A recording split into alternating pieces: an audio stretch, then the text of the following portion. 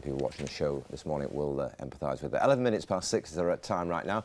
The news, the weather and the travel where you're waking up in just a tick. But coming up in the news hour on GMTV, why Dad won't be watching the Williams girls in their historic semi-final. Andrew Castle, as usual, has all the Wimbledon news in 5 minutes.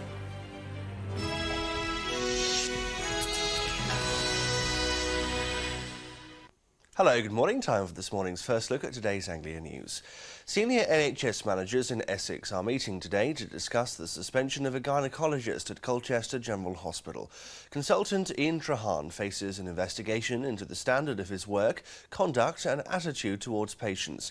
He denies all the allegations. Patrick Davis reports. Fertility expert Ian Trahan's worked here at Colchester General Hospital for more than 10 years. But now he's been suspended on full pay while health chiefs investigate allegations against him, though they won't specify the nature of those allegations. The Essex Rivers Healthcare Trust, though, says there have been concerns over his professional conduct and competence, and adds that his suspension follows a breakdown in talks over the extent of restrictions Mr. Trahan's already been working under.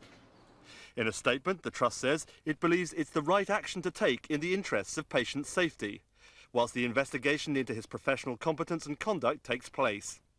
The Trust also says it wants to reassure patients that there's no need for them to be worried. Mr. Trahan, though, has hit back, saying he's cooperating fully with the inquiry, but denies all the allegations against him, which he says are false. He says he's hoping for a speedy resolution so he can go back to work delivering babies. The investigation's expected to take weeks rather than months. Patrick Davis, Anglia News. A Norfolk footballer who had a leg amputated after a serious match injury may have won his campaign to ensure that all non-league footballers are covered by insurance. Richard Butler from Fakenham lost his job, his home and all hopes of compensation because his club wasn't required to be insured. Yesterday, Mr Butler took his case to Westminster to meet the Sports Minister Kate Hoy. During the discussions, the Minister revealed the FA have accepted the principle of compulsory insurance for all football clubs. Trial begins today of a man accused of killing his younger brother in Ely. Russell Hughes is accused of killing 24-year-old Mark Hughes at a flat in St Mary Street in Ely last November. A post-mortem examination showed he died from stab wounds. Russell Hughes has pleaded not guilty to murder. The trial takes place at Norwich Crown Court.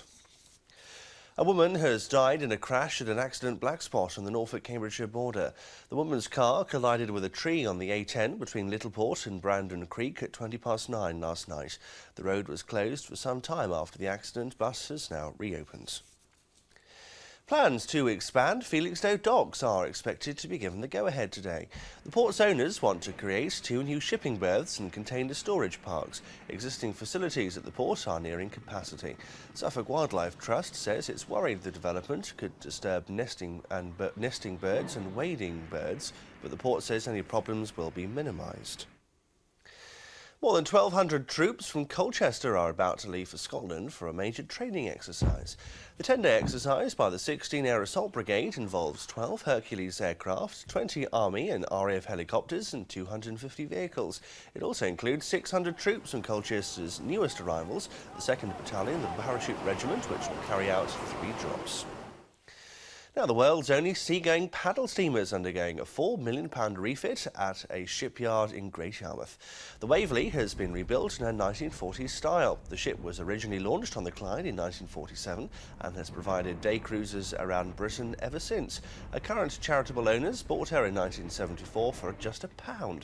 She is due back in service on August the 18th before touring the country for a series of celebration cruises on the south coast. Well, on to the roads, no major problems to report, but there are a couple of ongoing roadworks to remind you about. The 24-hour contraflow and reduced speed limit on the A47 at Swaffham in Norfolk continues, and on the A1124 in Colchester, there are new bus priority measures being made. That's all. We're back with more news in half an hour.